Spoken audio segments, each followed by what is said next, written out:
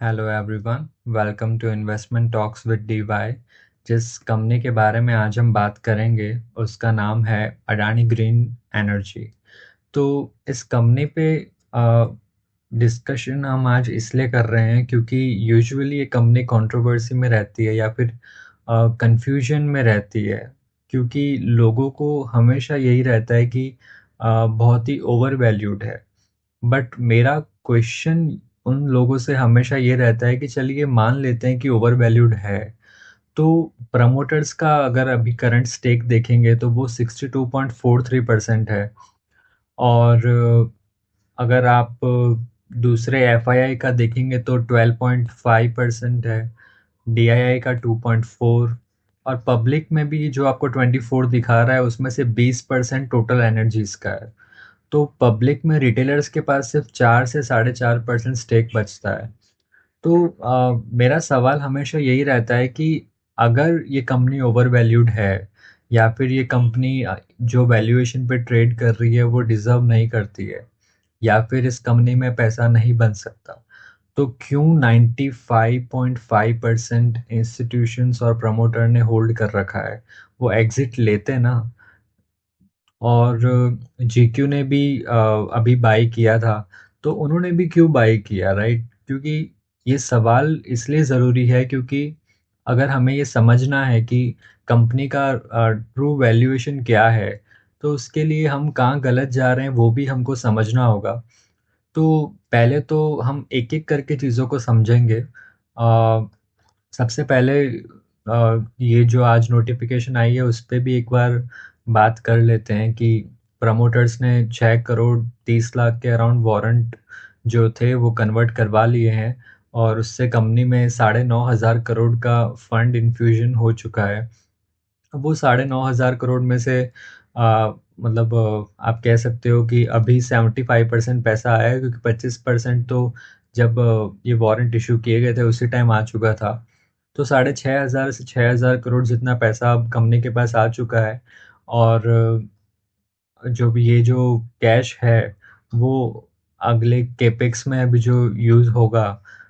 तो अब हम ये देखने की कोशिश करते हैं कि इश्यू कहाँ आ रहा है, कि अगर प्रमोटर 1,500 रुपये में खरीद रहा है, ठीक है, वारंट मतलब शेयर कन्वर्ट करवा रहा है, और हम 1,000 रुपये में भी बोल रहे हैं कि ये कंपनी महंगी है, तो अब देखते हैं कि अपन कहाँ गलत जा रहे हैं, ठीक है, या फिर हम क्या नहीं देख पा रहे हैं।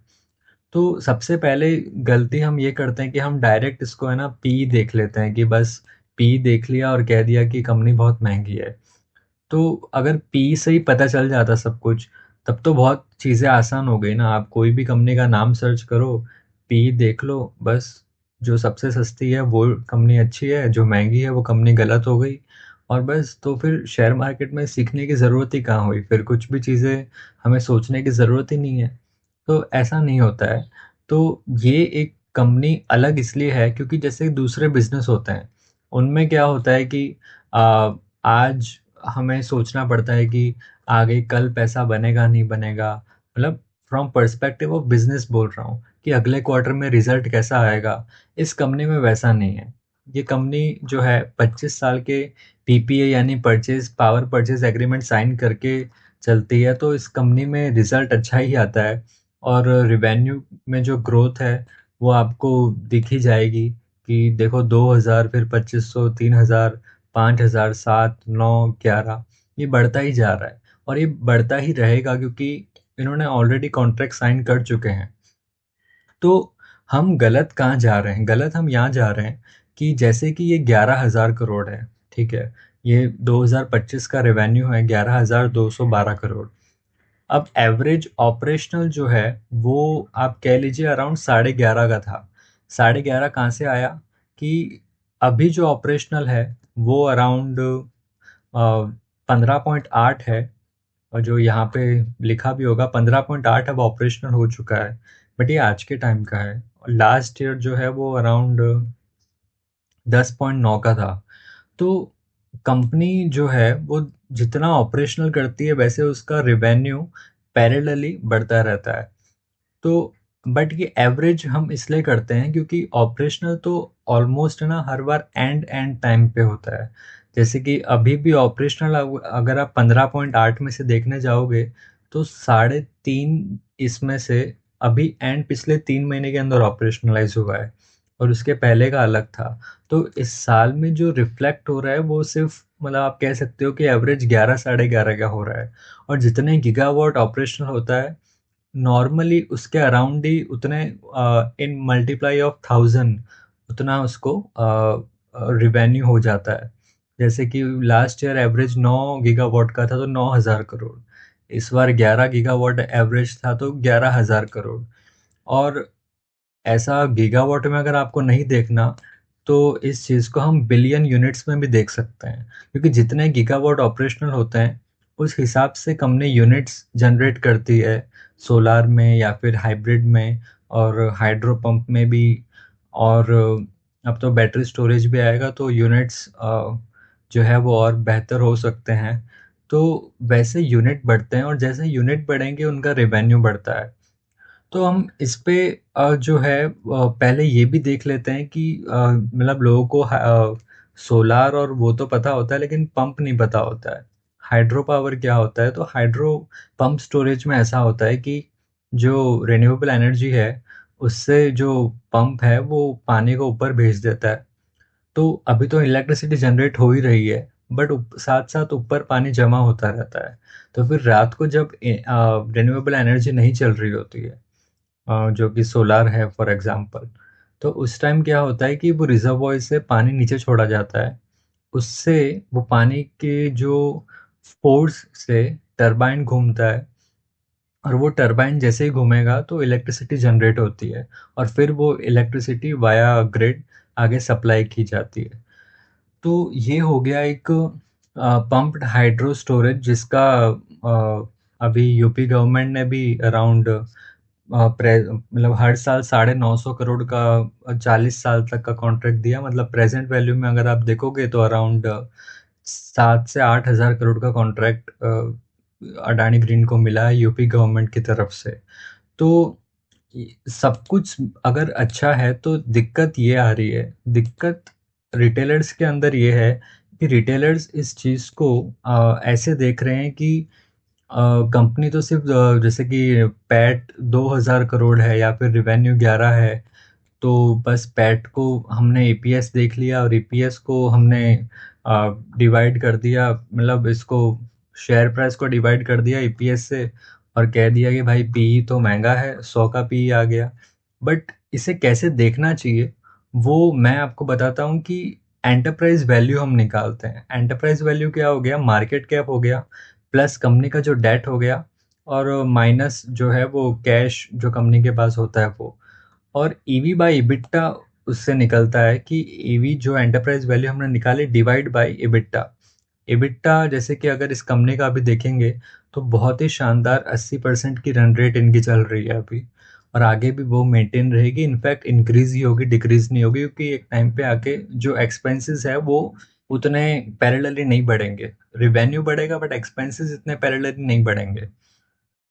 तो फिर जो है एबिट्टा जो इनका जो है वो अगर हम एंटरप्राइज वैल्यू जो मैंने बताया अभी उससे डिवाइड करेंगे तो 23 का निकलता है।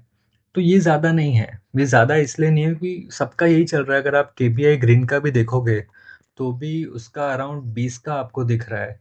तो इसी रेंज के अंदर चल रहा है, ठीक है सबका। तो इस तरीके से अगर आप वैल्यू करोगे तो ये ज़्यादा वैल्यूएशन पे ट्रेड नहीं कर रहा है। और सेकंड मैं लॉजिक आपको ये भी देता हूँ कि कंपनी को कभी भी हम आज के तरीके से नहीं देख सकते क्योंकि हमें फ्यूचर कैश फ्लो भी देखना होगा। तो फ्यूचर कैश फ्लो अगर आप देखोगे तो कंपनी का जो 11 गीगावाट में अगर ये 11,000 करोड़ कर रही है तो 50 के अंदर कितना करेगी? 50 का टारगेट है ना 2030 में। तो हमें ये देखना है कि हम आज 2030 पे खड़े हैं और 2030 में जब ये 50,000 करोड़ आपको यहाँ दिखेगा, जो कि दिखेगा, ये कोई ऐसा नहीं है कि मतलब कोई कुछ भी बोल रहा है, ऐसी बातें नहीं है। पूरा प्रॉपर ये चीज़ होनी ही है। ये चीज़ इसलिए होनी है कि 50 गीगावाट का कॉन्ट्रैक्ट साइन ये लोग करने वाले हैं, ऑलमोस्ट 30-40 का तो कर भी चुके हैं और उसके हिसाब से इनको यूनिट्स जनरेट करने होते हैं। जो मैंने यूनिट्स आपको अभी बताए थे कि ऑपरेशनलाइज़ यूनिट्स जैसे 28 बिलियन यूनिट्स इस बार जो है वो सेल हुए हैं, तो वैसे यूनिट्स इनको देने ही पड़ेंगे और उस हिसाब से इनको रिवेन्यू भी मिलेगा। तो वैसे ही 50 में जब इनको 50,000 करोड़ मिलेगा, तो इधर 80 से ज़्यादा ही होगा, फिर ये जो एक्सपेंस है वो इतना नहीं बढ़ेगा। बट स्टिल अपन मान लेते हैं कि expense percentage wise percentage wise same रहता है, राइट? वो बहुत ही एक्सेप्शनल सिचुएशन होगी, होगा नहीं, बट स्टिल एक बार मान लेते हैं, तो भी यहाँ पे 40,000 करोड़ आएगा। EBITDA 40,000 करोड़ का अगर आप सोच के देखो, और फिर आते हैं हम यहाँ पे।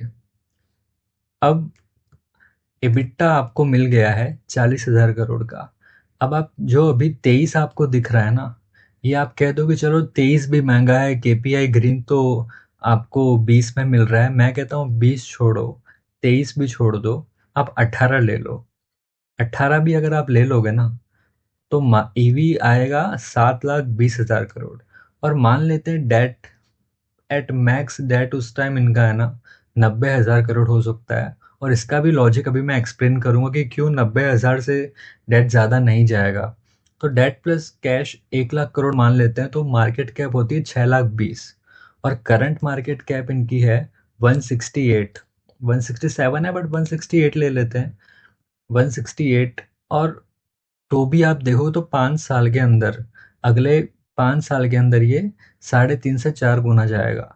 और ये मतलब प्रॉपर मैथमेटिकली ये जाएगा ही जाएगा।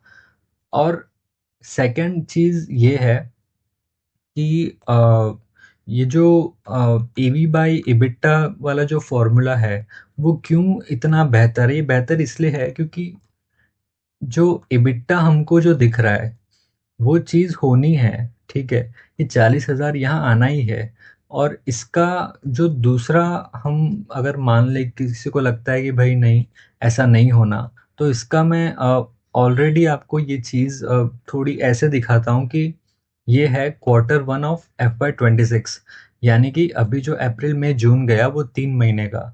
तो सिर्फ ये 3 महीने में इस कंपनी ने 10,500 मिलियन यूनिट्स जो है इलेक्ट्रिसिटी जनरेट की है। अब आप कहोगे कि इसमें बड़ी बात क्या है? इसमें बड़ी बात ये है कि आज से 4 साल पहले आप जाइए, 1, 2, 3, 4 पूरे साल में, मतलब 12 महीने के अंदर इसने 10,700 यूनिट जनरेट किया है।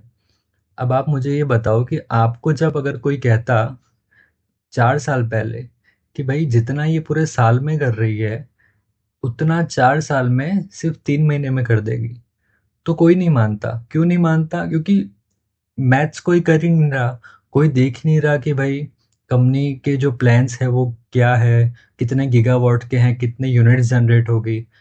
तो अगर वो आप नहीं देखोगे तो आपको बिजनेस से समझ नहीं आएगा। तो जो चीज़ ये पूरे साल 12 महीने में कर रही थी, वो आज के टाइम 3 महीने के अंदर कर रही है। ये सेम स्टोरी आज से 4 साल बाद फिर रिपीट होगी। जो आज ये 3 महीना है, वो 12 महीना भी आप अगर कर लोगे, तो अराउंड, क्योंकि 2 महीने इनके पीक रहते हैं, 2 कम रहते हैं, अराउंड 38 से 40 हज़ार यूनिट, या 40 हज़ार से ज़्यादा यूनिट होगा इस साल, उतना करेगी। और 2030 तक इनका 1,20,000 से ज़्यादा यूनिट होगा। तो अगर आप कोई भी मतलब किसी भी जो इंसान मार्केट में बहुत टाइम से, उससे आप पूछोगे कि कंपनी का अगर EBITDA 40,000 करोड़ है और डेट में जो, मतलब यहाँ पे इंटरेस्ट में आपको उस टाइम अराउंड 9,000 करोड़ दिखता होगा, तो कंपनी को वैल्यूएशन आप क्या दोगे? वो आपको खुद कह देगा कि अगर ऐसी कंपनी है तो मैं तो 10 लाख करोड़ का मार्केट कैप देने के लिए भी तैयार हूँ। तो इसीलिए ये कंपनी जो है वो इस वैल्यूएशन पे ट्रेड कर रही है। और ऐसा नहीं है कि ये 100 का पी आपने देख लिया और कह दिया कि पी वाइज ये कंपनी सही है। नहीं, सिर्फ पी एक राइट वे नहीं है देखने का। और वो इसलिए नहीं है क्योंकि कैश फ्लो को आप नेग्लेक्ट कर ही नहीं सकते, क्योंकि ये कैश फ्लो रिच कंपनी है। और कैश फ्लो मतलब जैसे कि अडानी पोर्ट्स है वो भी कैसे कैश रिच कंपनी जिनको हम कैश काउ कंपनीज कहते हैं, तो वैसे ही ये कैश फ्लो रिच कंपनीज होती है जो श्योरिटी होती है कि कैश जनरेट करेंगे ही करेंगे।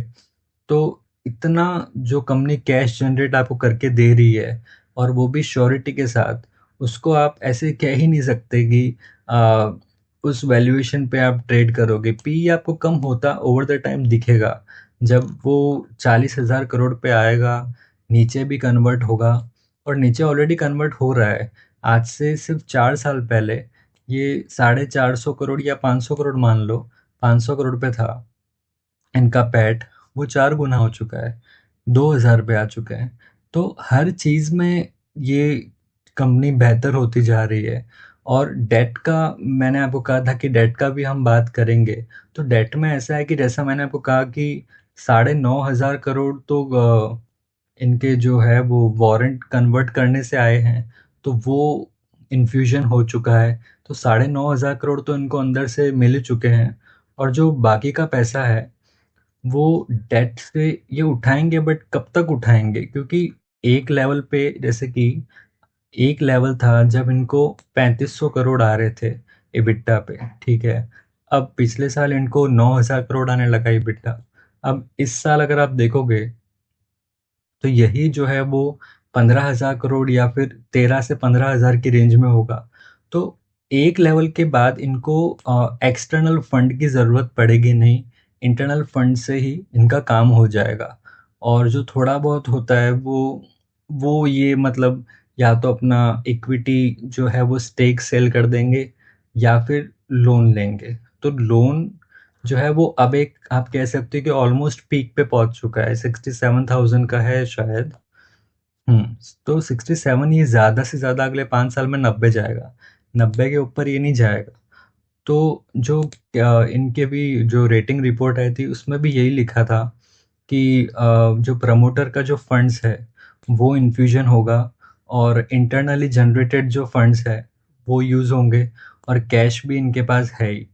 तो अगर आप ओवरऑल इस कंपनी को इस पर्सपेक्टिव से देखेंगे कि कंपनी ने कैसा किया है पिछले 4 साल में, आगे क्या प्लान्स हैं, और कितने यूनिट्स जनरेट कर रही है, क्या टारगेट है, तो आपको समझ आएगा कि जो जो 50 गीगावाट का टारगेट है उससे आप मैथ्स लगाइए कि कितना रिवेन्यू ये जनरेट करेगी, और फिर आप इसका वैल्यूएशन कीजिए। और ना कि मतलब आज के हिसाब से इसका वैल्यूएशन कीजिए। क्योंकि ये जो ग्रोथ आपको दिख रही है ना कि 5 से सीधा 11 आ जाना, बॉटम लाइन सीधा 4 गुना हो जाना, ये कोई ऐसा दूसरा बिजनेस आपको करके नहीं दे सकता। क्योंकि ये जो बिजनेस है सोलार का, ये पीपीए पे चलता है, पावर परचेज एग्रीमेंट, जो कि जैसे यहाँ भी लिखा है कि 25 साल के जो फिक्स्ड परचेज एग्रीमेंट है वो साइन कर चुके हैं। तो ये बिजनेस ऐसा है कि इसमें हर चीज़ पहले से ही कॉन्ट्रैक्ट कर दी जाती है। रेट भी कॉन्ट्रैक्ट में लिखी होती है कि 3 किलोवाट पर यूनिट में हम लेंगे, या फिर किसी किसी में 4 में लेते हैं। तो 83% इनका पीपीए पे चलता है। तो हर चीज़ अगर फिक्स है, हर चीज़ इतनी आसानी से इस कंपनी की कैलकुलेट हो सकती है। और प्योरली दिख ही रहा है कि ये कंपनी जो है वो कितना आज आज से 4 साल बाद कहाँ होगी।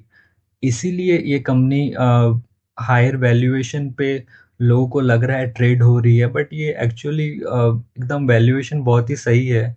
बट खाली तरीका ये है कि इसको पी से ना देख के इसको ईवी बाई EBITDA में देखा जाए। और वहाँ भी अगर किसी को ज़्यादा लग रहा है तो उसको इस साल का जो अभी जो कॉन कॉल हुआ था उसमें उन्होंने जो कहा था कि अराउंड 7 गीगावाट ये बाय दिसंबर कर देंगे। यही होगा, मैं आपको दिखा भी देता हूँ। जी, मैनेजमेंट ने कहा है कि 7 गीगावाट बाय दिसंबर। और इसमें से 1.5 गीगावाट तो कर भी चुके हैं, फिर 15.8 हो चुका है 14.3 से। तो 1.5 गीगावाट हो चुका है, 5.5 और बाकी है। 5.5 अगले आप कह सकते हो कि 5 महीने के अंदर हो जाएगा। तो उससे भी जो रेवेन्यू है वो बहुत ही अच्छा इम्पैक्ट आएगा। तो मुझे, अगर प्रमोटर खुद भी 1500 में ले रहे हैं, तो मुझे नहीं लगता कि कोई इशू है कोई भी तरीके का, क्योंकि रिटेलर्स तो है भी नहीं वैसे। 4.5% सिर्फ रिटेलर्स है, बाकी सब तो इंस्टीट्यूशंस और सभी है। तो 1500 तो कहीं नहीं गया। और बाकी इशू ये होता है कि जो ये मैथ्स को नहीं समझता और फिर ले लेता है, फिर अगर शेयर प्राइस थोड़ा भी ऊपर नीचे होता है तो काइंड ऑफ एक फियर आ जाता है कि कहीं गलत प्राइस पे तो बाइंग नहीं हो गई। गलत प्राइस पे बाइंग तब होती है अगर किसी ने आई थिंक 2000 पे लिया होता। जैसे कि ये प्राइजेस बहुत ज़्यादा थे क्योंकि ये मैथमेटिकली बैठ नहीं रहा था हिसाब। और ये प्राइस बहुत सही था अगर किसी ने लिया होता तो। बट होता ये है कि यूजुअली रिटेलर्स इस प्राइस पे लेते हैं और फिर एवरेज करते रहते हैं। तो जिसने भी आज जो ले रहा है वो प्राइसिंग बहुत सही है, और क्यों सही है वो मैंने बता दिया। और जिसने भी 2500 पे या 2000 पे ले रखा है, तो उनको थोड़ा सा वेट करना पड़ेगा। और उनके लिए मतलब इतना ज़्यादा कोई मल्टीप्लाई में रिटर्न वाला आप कह सकते हो कि सीन बनेगा नहीं। बट आज के टाइम जो बाई कर रहा है उनके लिए अपॉर्चुनिटी बहुत अच्छी है, और शॉर्ट टर्म अपॉर्चुनिटी भी आप कह सकते हो एक टाइप की। तो आपके पास अगर कोई दूसरा तरीका है इस कंपनी को वैल्यू करने का, या फिर इस कंपनी के अगेंस्ट जो आपको लगता है कि कोई पॉइंट मिस हो चुका है, तो वो ज़रूर बताइएगा। तब तक के लिए जय हिंद।